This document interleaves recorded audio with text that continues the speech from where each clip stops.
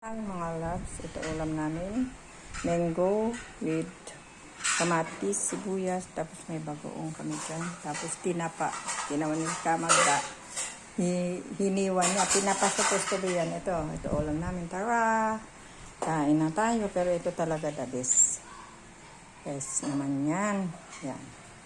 Ito ang the best. Hindi ko hinalo yung bagoong kasi iba ayaw ng bagoong. Either kamatis or what. Dito magkakaiba kami ng aming gusto. Kung si Inang Magda, asawa ko gusto lang bagoong. Si Lilia, ayaw niya na may bagoong. Ito. Kaya tigko konti to binigay ng aking anak to.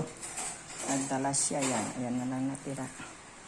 Yung iba, konti-konti kasi dala ng aking anak. Kaya na si Lola ba?